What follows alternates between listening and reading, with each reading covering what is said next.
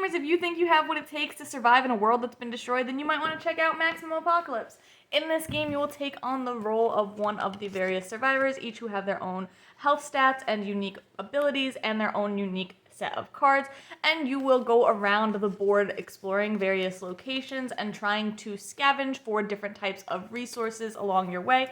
Ultimately, you are trying to take out all of the monsters that you encounter, because otherwise they will be trying to kill you, and you'll also be trying to complete your various mission objectives as you complete different missions in the campaign. If you're looking to encounter some spookier monsters, like instead of zombies, maybe you want to talk to Cthulhu, then you might want to check out Maximum Apocalypse Gothic Horrors. It plays very much the same as the original game, except it has different monsters as well as introduction of the day and night board, which will move monsters around the board a little bit more and give you different encounters at night as well. And there are also insanity cards on that board for when you do take on the Cthulhu monster specifically.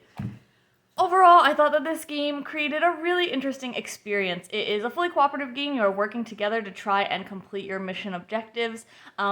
And there is a lot of randomness that goes along with that. You know, you're going to be encountering monsters randomly, you're going to be going to different tiles randomly, which can be good or bad depending on what you uncover and when.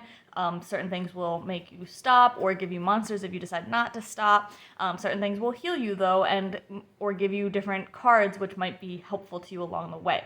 The game itself has a home mission log, so you can play through just one or two of them. You can play through them in any order, or you can go through the entire story start to finish in order, which again creates a really interesting narrative. I do like that about the game for sure.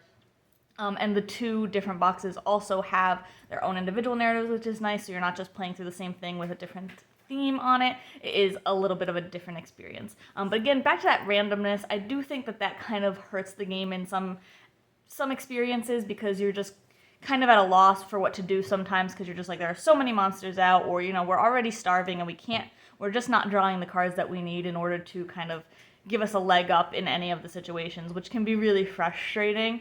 But at the same time, you are all working together, so if there are cards that you can trade or give off to other players, that can be helpful as well to kind of get you on your way a little bit more. That said, like I said, I do think that it's a fun experience if you like cooperative games, if you like just kind of exploring the board and trying out different characters. All the characters are a little bit more unique, have their own deck, which have their own different kinds of cards, different weapons, different abilities, which makes for something really cool as well, because you're trying to balance out those characters, make sure that you don't have too many people who might be trying to just throw out attacks at different tiles and maybe hurting their allies in the process there as well. And you want to make sure that you have people who do have weaponry, as well as people who maybe are more the people who you want to be scavenging or just kind of collecting the other things that you might be looking for. I think that I wouldn't play this game with more than 3 people. There is a lot of downtime in between turns, because there's just not a lot for you to be doing when it's not your turn, and there's not a lot of strategizing to be had, because as you uncover new tiles, then that's when you're going to be deciding which direction you want to go or what you want to do on your turn. So it definitely can bog down with more players. I certainly wouldn't play it with 6 myself, but solo is a good experience, as well as with 2 or 3 players. There's just a lot in the box, a lot going on.